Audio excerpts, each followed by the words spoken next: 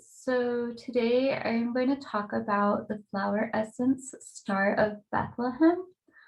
Star of Bethlehem is a really powerful flower essence used to help in releasing trauma that a person might have stored in their body.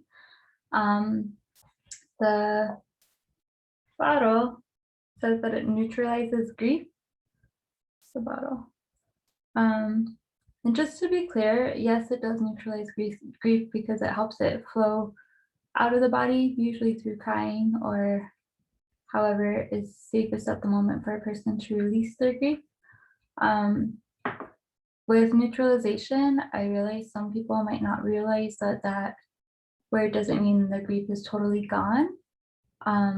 As soon as you start taking it, it is to help you release the grief so the grief becomes neutralized in your body because it is no longer present in your body.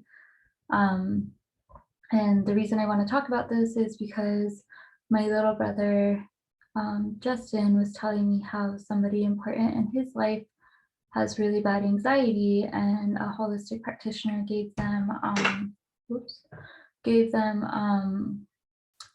Bach's flower remedy, the rescue remedy, which is a really common remedy, and it's a blend of like 5 essences, which I think Star of Bethlehem is one of the ones in it. And my little brother was saying that this person was having increased anxiety. And the thing is, when you're taking flower essences, if you don't understand how they work, then it can actually be detrimental to you because it might catch you off guard if you're having more anxiety when you're intending to not have more anxiety. The essences will help you release the anxiety that's already in your body, which then makes it easier to navigate situations that bring out anxiety in your day-to-day living, if that makes sense.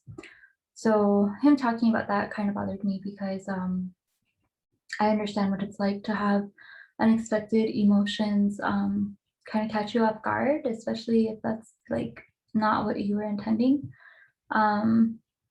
If I take a flower essence like Star of Bethlehem, I take it well aware that I will probably cry, and maybe not that same day, but maybe in a week, especially if you're following like the flower essence like protocol of 4 to 6 weeks, which equals basically about a year of what you're working through. And flower essences build slowly because that way we're kind of prepared for it to all come out if we're taking it from like a educated standpoint about how essences work. So with that said, Star of Bethlehem is a very wonderful, powerful flower essence that helps navigate grief. Just be prepared to feel the grief, because in order to release it and heal it and process through it, we can't be repressing stuff, which out here in the West, it's really, really common to repress stuff.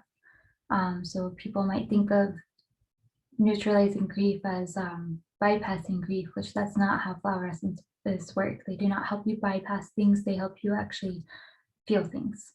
And so I started taking Star of Bethlehem by itself like 2 weeks ago, probably, when I went ahead and withdrew from UNM and just like decided school was no longer for me. And I needed to take the Star of Bethlehem because the identity of who I was when I was first going to school, that's not me anymore. And I mean, there was a lot of things resulting in me withdrawing from my classes. And I think the final leading point to me doing that was when my Rolfing, which is a form of massage, it's really deep body work where they release your fascia. When my Rolfing therapist said that I just need to give myself permission to no longer be obligated to an identity that I no longer resonate with. And by her telling me that, I just realized like I don't resonate with the identity that attending university had. So perhaps like the mandated vaccines actually worked in my favor because it kept me from continuing down an inauthentic timeline, which ironically, the week that I withdrew, I had seen a post about energy where they were talking about that week, so about 2 weeks ago, being the collapse of inauthentic timelines. And the person that I was when I started going to school, I was a severely wounded young woman. I think I went back to college when I was 23, and right now I'm 31. And I mean, I was pursuing a degree in journalism because I do love writing. That is true to me. That is authentic. Um, but I was preferring journalism because, if I'm honest with myself, I wanted to write stories to help people, yes. But I also wanted my family to recognize me and acknowledge me and love me for who I am. And no matter how schooled I got in journalism, and no matter how educated I am, I have to come to terms with the fact that my family will never love and accept me for who I am. And it was just a very wounded inner child that led me to pursuing that degree because I wanted my voice to be heard the same way that I wanted to help others have their voices be heard. Which, if any of you are familiar with like mirroring and how the universe works, I mean, it makes sense to me that the career choice I had was actually mirroring a very deep wound within myself. And it actually got to the point where I wanted to do war correspondence to help people, but then deep down psychologically, I just wanted my family to value, especially if maybe me being around might be limited. And then eventually I got in a car accident last year when I was 30. And I also had to take time off from school because of hip surgeries, which also, if I look at psychosomatics, the hip surgeries have to do with my relationship with my mother and my father. So anyways, I got in a car accident last year, a year ago actually, and the whiplash injury that I gained forced me to withdraw from that semester, and then I had to, well, I decided to change my degree because at that time I still needed like the student loan money to get by, right? So I went ahead and went back to school the next semester under a new degree, which was English. And like with the English degree, really that's like a degree that my mom had like been pursuing. And like it wasn't really me either. Again, still I like writing, but it wasn't me. But I was like trying to talk myself into it because I've been doing school for so long. Like I think I was like in my 7th year of working on a 4-year degree, which is like now like the new norm. So yeah, and then the mandate started and it just like forced me out of school. And then when my Ralphing therapist said I had to give myself permission to like not be obligated to the old identity, it really, really resonated with me. So I withdrew, and of course, a lot of grief came up for me because I put so much time into school, and so much of that time was really a very wounded version of me, a version of me that deserved to grieve and that had a lot of grief. And so then after I withdrew, I started Star of Bethlehem, and then flower essences are a complementary form of energy healing. So they work with other things, and it's always wise to work with multiple things because healing is not a one-way street, and it's not like one cure fixes all or anything like that. And I'm not saying flower essences are cures, but just for making things tangible and how people think. That's why I worded it that way. But anyway, so I did some yin yoga for deep emotional release from the hips, because with my previous hip surgeries in the past, and then my really deep family wounds, which is going to be oriented in my hips because the root chakra is down there and the sacral chakra is down there, which sacral chakra is your emotional body, and creativity, which with me going to school, all my creativity was being stifled. And then the root chakra is like survival and family and relationships and all that. So I figured doing yin yoga paired with the flower essence would be great. And yeah, I had about 3 days of very, very intense like emotional releases, about 12 to like 24 hours after the 2 yin yoga sessions I did for the hips paired with the flower essence. And I cried in ways I didn't know was possible. And I cried so much that my little cat, Tumbles, who I swear is a spirit guide, she got so distressed that she like ran up to me and started biting me in my spine, trying to get me to stop crying, which then made me confused and I started laughing. So it worked. But it was very deep-seated grief, which I'm so grateful to have cried that out, because even though it was very uncomfortable in the moment, like that means it's no longer stored in my body anymore, which gives me more space in my body to continue on my healing path and become healthier and more aligned with things that bring me joy, instead of being burdened by all these emotions that are not joyful emotions. And I thought about not taking Star of Bethlehem after I got some really good crying done with school, but if I'm real with myself, there's plenty of other stuff to grieve, and 7 years is a long time, and taking an essence for 2 weeks is not gonna cut it. Which I have taken Star of Bethlehem and other essence blends. A really good one is this one. It's called Chrysalis by Common Good. I've mentioned her before. She is on Etsy. And this one has Star of Bethlehem in it. And it has basil, cherry plum, chrysanthemum, elder, moonbeam, corcopus, morning glory, and then the water and the brandy. And this was made to balance remembrance of the true self with optimism for the future during healing and growth. And I had started this essence several months ago, and I had to take a step back, because when you take blends that have a lot of essences in them, and if you're as repressed central as I am and as wounded as I am, it's wise to kind of take a step back to help you integrate.